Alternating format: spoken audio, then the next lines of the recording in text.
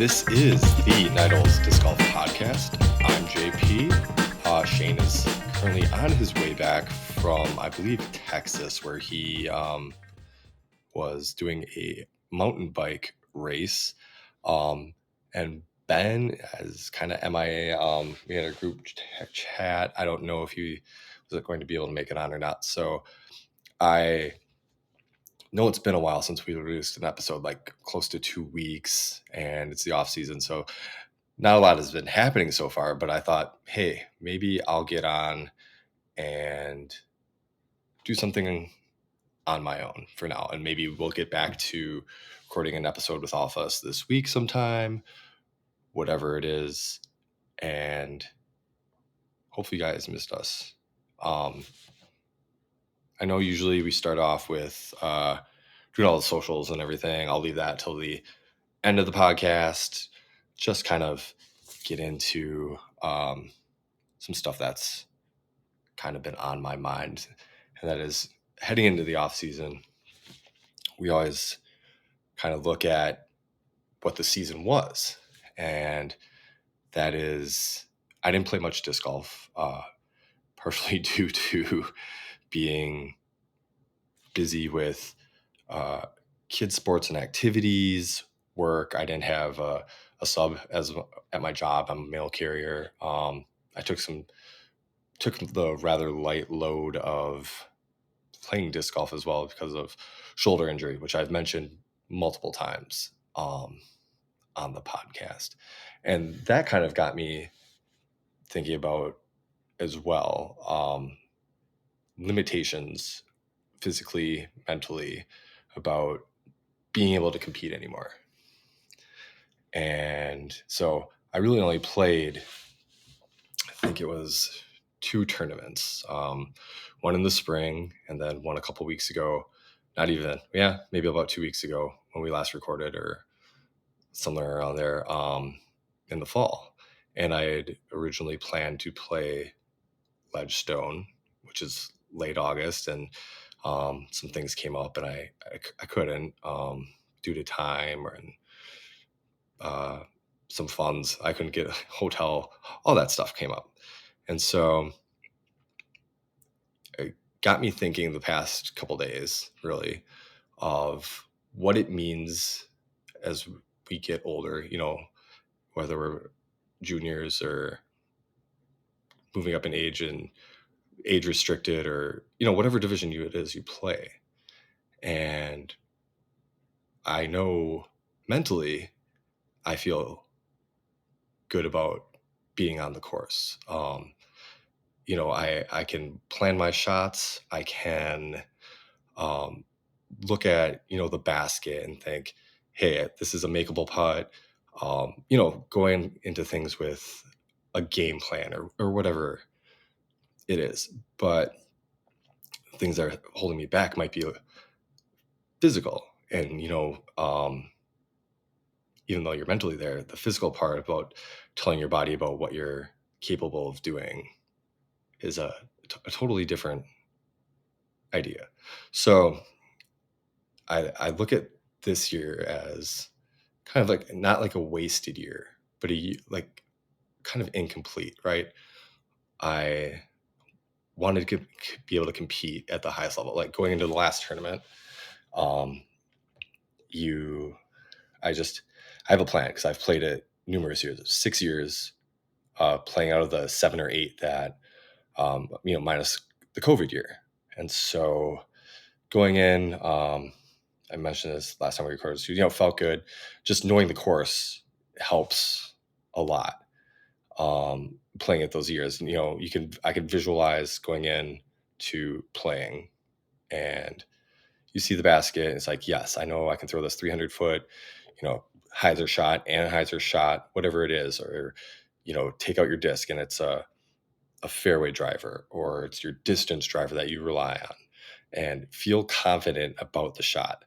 But then mechanically breaking down or whatever it is, just not ending up being able to put things together. And so this year, a lot of disc golf I was playing actually turned out to be more recreational. I wasn't even competing in leagues as much. I maybe made it to 2 or 3 league nights, like a random draw doubles because we don't really have singles around this way, and feeling good. And, same thing. I just don't know physically about being able to make those shots that I used to. So it's kind of in the back of my mind lately about what it means to be competitive.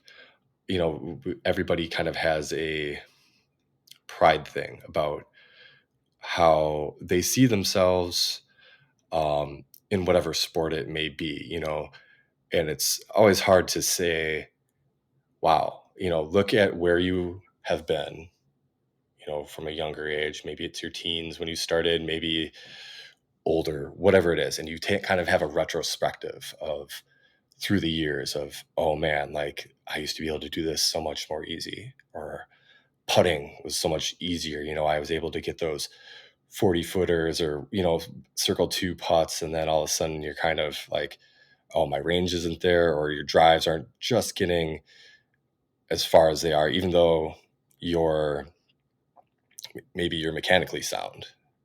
And so this year I'm probably looking at kind of the same load, like not really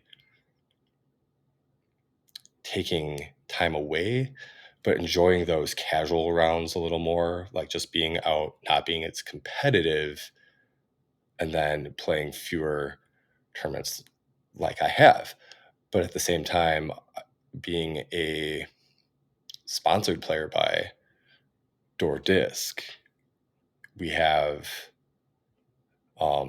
obligations as team members. It's, you're going to compete in so many tournaments, social media obligations, those types of things. And, I think, gosh, looking at tournaments or, competing, I'm not holding up that end of the bargain, right? I don't know how many people listen to this that are sponsored by, a local shop or a disc manufacturer or a smaller team, whatever it is. You have those obligations that you have to uphold for your sponsorship. And then there's their end, like whatever they're providing you is, you come to an agreement, you sign a contract or have a verbal agreement about whatever that is.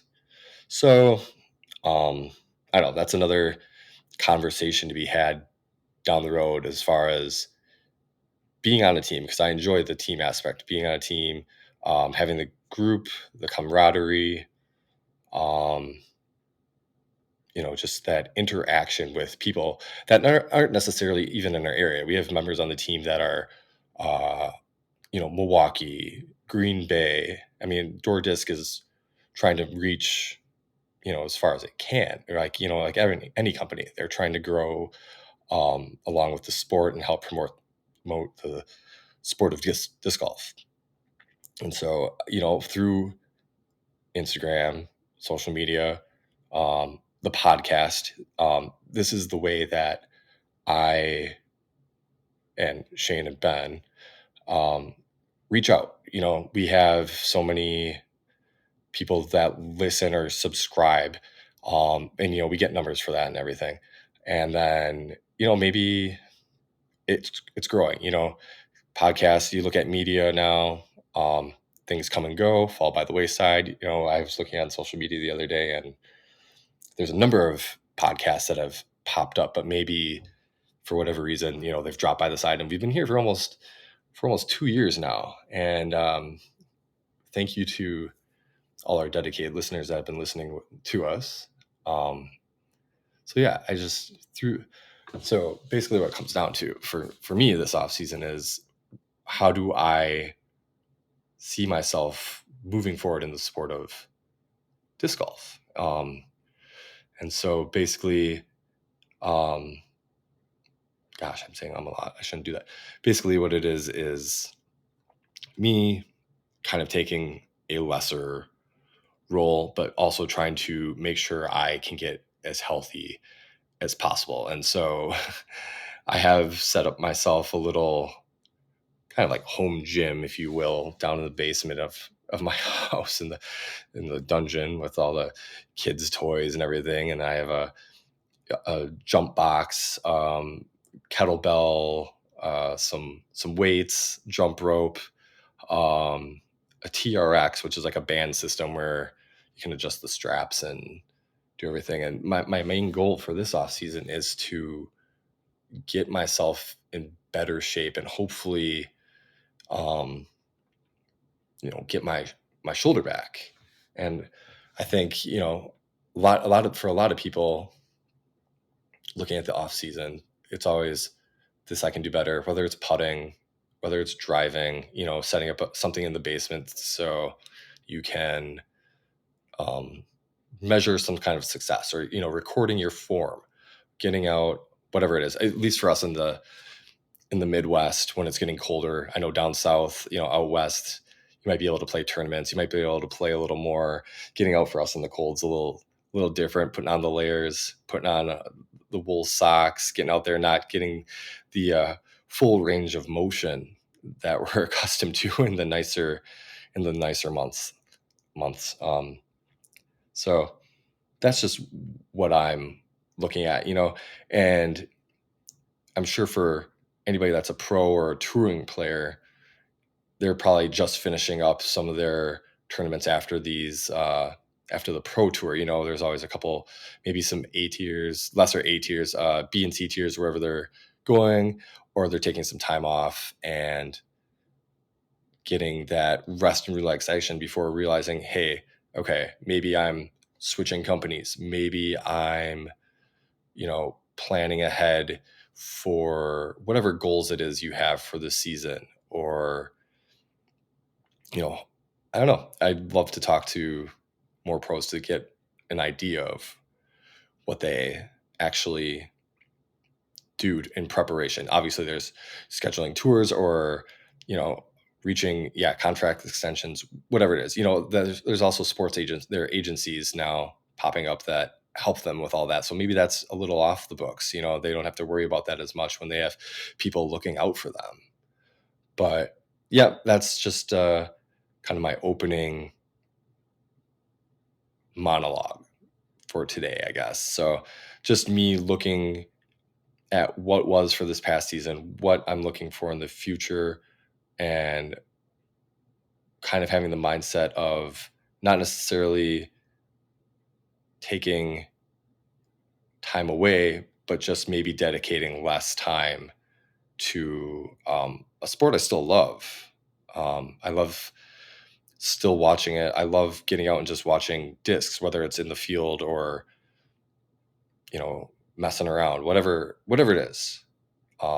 That's kind of what it looks like for me. So that's what I have to say about that. Now we'll get into, I asked some questions on Instagram the other day.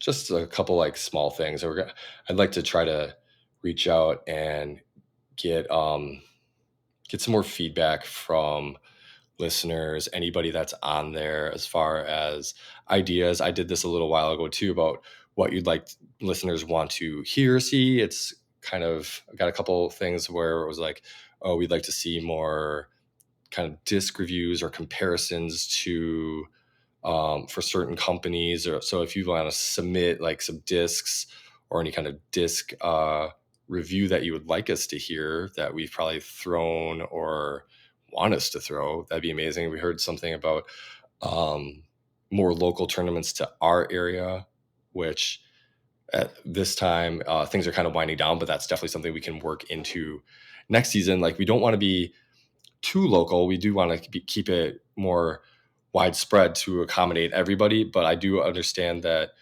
we there's a lot of local listeners that do care about the local A tier, B tier, C tier in our area. And so with that, the questions I asked just the other day on um, Instagram, and thank you to those people that got back to us and answered. So the first question I asked was, what is a disc that you recently added to the bag that helped you this season? And then what was the disc that it replaced? So first one was from KJM Disc, and he said the LSD Ranger, and it replaced my MD3. Okay, that's a pretty even swap, I would say, as far as uh, type of disc. But plastic wise, I don't know what plastic you're throwing your MD3 in. But I mean, the Ranger is a great disc. So hats off to you for switching it up. Next one we got was from Mike DiMatteo. He said, the Berg, it didn't replace anything, and I wanted to hate it in the worst way, but it's so good. And he says he has a few big throw-ins. And I could see the Berg being a really good addition to people's bags. It's got the low glide, low speed, pretty much lands laser where you want it, laser flat. I don't know if it's the Berg or the Berg Axe. I haven't thrown a Berg Axe. I think Shane has one, but I'm tempted. I've thrown the Berg a number of times. Not really a disc for me. I like the feel of the K1 plastic for Castoplast discs. I think it's one of the best plastics out there, but yeah, not for me. But I'm glad the Berg is working out for you, Mike. And then from Team Disc Golf, which Disc Frolf, I'm sorry, VIP Maiden. So I don't know if this is Team Disc Frolf is Joe Paulson and Jake Paulson, Team Door Disc. So VIP Maiden. I use a Maiden thrower for kind of a while. Not VIP. I had the Origio, which I used for putting, but it's kind of a putter slut, so that was bouncing in between putters here and there. And the Maiden's actually really great. A little bit of a shallower feel, a little bit of a bead on the bottom. But if you're a Trilogy fan, I would highly recommend a Maiden if you're looking for a neutral putter. I think it's 3 speed, 3 glide, 0 turn, and 1 fade. I haven't touched one in a while, but terrific disc. Next one is from Jay Peterson 2322, and he said Castoplast Svea. It replaced my weak ass forehand. All right. Svea is also a really great disc, relatively understable, neutral to understable. I've thrown it a number of times in the K1 plastic as well. I liked it. It could hold a line. I never really threw it on forehand. I used it for turnovers or just hyzer flips because it's a really easy hyzer flip disc. And I could see how for a forehand where it's, you don't have the greatest power, maybe you're not a power forehand, where maybe you're more finesse, it's a great disc to learn for forehand.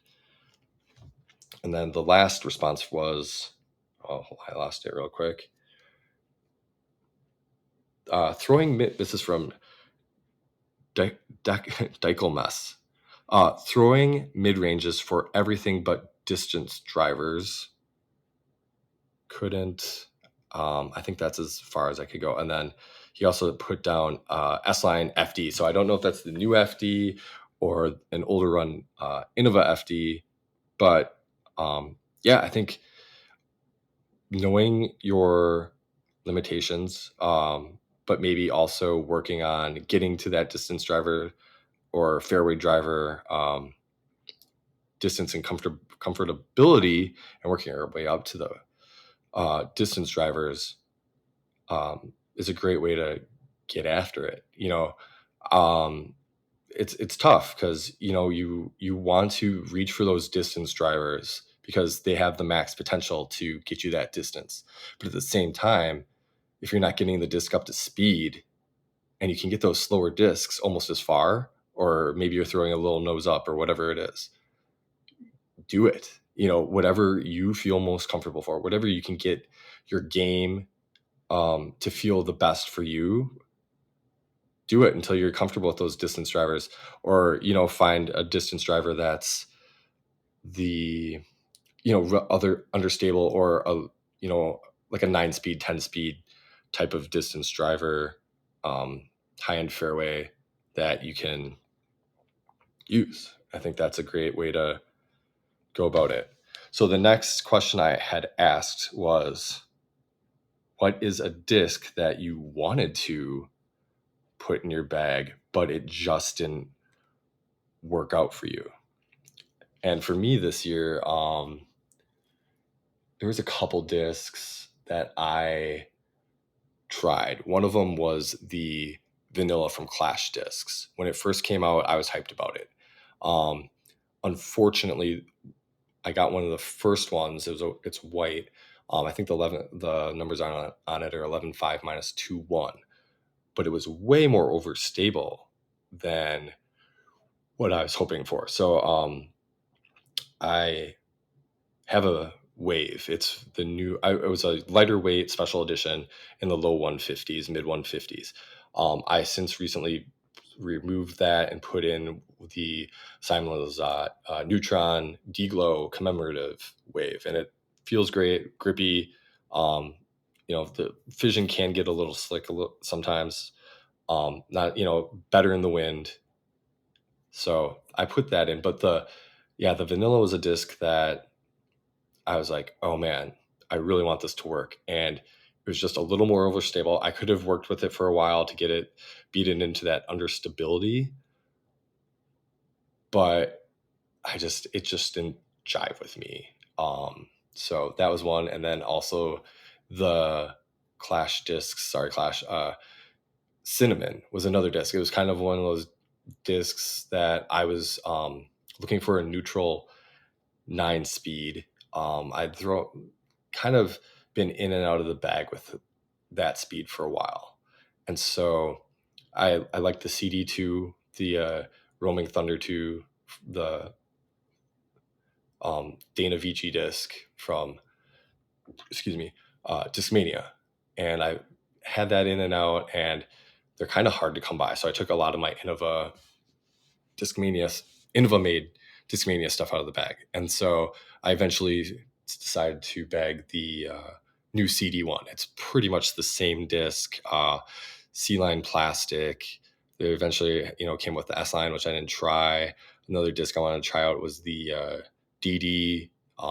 Never picked one up though, so I might check that out at a later time. So a couple of responses here that we got. Same thing from Joe. He said the Latitude 64 Honor. Good disc, just didn't add anything for me. And that's fair enough. That's one of those discs that in the Royal Grand plastic, I believe, overspeed, kind of like the Firebird Latitude 64 disc. And maybe it came down to hand feel, maybe whatever it was. But I haven't thrown one personally. But if you have, somebody out there, let me know what you think about it, or let us know what you think about it. And yeah. Okay, and the next one is from KJM Disc. He said, LSD Lariat just ended in a weird spot from my other mold, that my other molds covered. That's also a fair assessment, I think. I tried the Lariat, and it was a disc I wanted to like as well. And hand feel for me was a little different than some of the other ones. And, they have the Alpha and the Bravo, and I tried both. And the plastic, just didn't jive with me. I do have thrown, a number of molds in that plastic, but in the Alpha and the Bravo. But yeah, the Lariat was just a disc that, I went out and tried in a field with a lot of other discs and just didn't make it. That's all there is to it. So thank you for the responses on these questions that I'd asked. I'll try to put out, some more feeler questions like this, get some more user created stuff for the podcast through our Instagram, or if you want to submit anything, you can always go through the DoorDisc site, email us, throw@doordisc.com. So next thing I'll get into real quick is thrower, hanger, flipper. And so since the last time we recorded the show, I purchased or pre-ordered, I should say, the MVP Gyro Palooza box. And I think there's a pretty good amount of hype for these boxes now, with the thoughts that maybe a time lapse, the new stock run could be there, or maybe a prototyped, like a lab second prototype or something could be in there. So the box itself comes with 11 discs this year, and I don't know if any of the listeners have actually bought one or pre-ordered it or are as hyped for it as the hype, as high as it is. There's 5 kind of original molds, or 5 like molds that are coming in every box that you know of. And then there's 6 other discs. There's going to be 4 lab seconds, and then 2 pro shop molds. So the discs that are coming for sure are the Eclipse R2 Neutron Envy. R2 is the recycled plastic. It's the black flight plate and it's going to have glow outer mold, which is pretty sick. So the stamp for that's pretty nice. Eclipse R2 Neutron Hex. A lot of people like the Hex. That's a disc that didn't really work for me. Hand feel, it's a little shallow. Great flight, but just didn't work out for me. Next one is the Eclipse R2 Neutron Crave. And then so that's for R2. And then one of the bigger additions is everybody went crazy this year for the glitch. And so they are coming out with an Eclipse glitch, not a full Eclipse, just an Eclipse. So I think people are hoping that maybe it's a little more overstable, but the hype for this disc when it first came out was crazy. And so I'm sure that this is one of the main reasons that people will be buying this box, is to get their hands on this Eclipse glitch, which personally for me, yeah, that's one of the main reasons I'm going for it. And then the next one is the new James Conrad disc, the Neutron Detour. So this is a disc that's going to be kind of in between the Hex and the Uplink, which is pretty understable. The numbers on this are 5.5 minus 2.1. There's videos of James throwing it, I believe at Maple Hill. He was out with Kevin Jones, I think, and they asked him, is that the Detour? And he's like, yeah, it flies really good. And it's a disc that I am genuinely looking forward to. I throw the Origin, Disc Mini Origin. I was throwing the Geo. I've upgraded, and I have a Lux that I got in a mystery box. But I would think that those two discs, the Neutron Detour and the Origin, are going to be pretty similar. So I just want to get a feel for it, and I'm pretty stoked on getting this box. So I'm definitely probably going to throw the Detour. I might throw the glitch. We'll see. Although it could be a pretty good collector's item. And then the R2 discs being black, I just don't see as throwers. They're going to be too hard to find. The Eclipse rims are awesome. So that's what I think. I'm just going to have to hold on to those and not have those be throwers. Okay. So the next order of business is this weekend, the NAGT championships happened, and that happened down in Austin, Texas. Roy G. Guerrero course, 2 other courses as well. I forgot what the other 2 were. Just gonna go over some of the winners here real quick. In MA1, we got Corbin Milchenski, minus 21. He was a 9-stroke winner over Lauren Buterbaugh. Coming in, tying for third was Jeffrey Roy and Cooper Johnson. And in fifth place, Samuel Park. So those are the top 5 at the NADGT championships. Now, I don't know what the winners actually won, what kind of payout or anything like that. I do believe a winner has shown up on a tour stop here or there, or you see him competing along the way in some of these tour, on the PDGA tour or the DGPT down the way. So congratulations there. And then the FA1 winner is a name that you might have heard about on social media, Rebecca Minnick. She won with a plus 20 over 4 rounds, and she beat her next competitor in second place, Kimberly Dickerson, at a plus 22. Coming in third is Emma Kudrick, plus 23, and then tied for fourth, Samantha Bonacci, plus 24, and Ashton Weberly, plus 24. So congratulations there. MA40 winner was Landon Williams with a minus 8. FA40 winner with a plus 26, Brenda Wiltgen.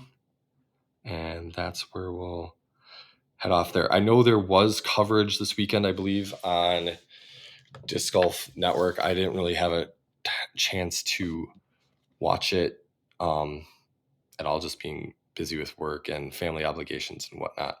But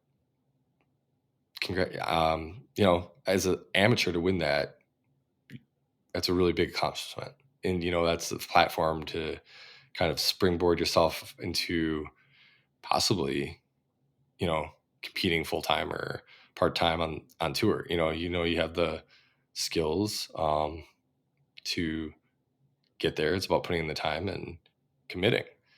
So good luck to the winners and whatever you do.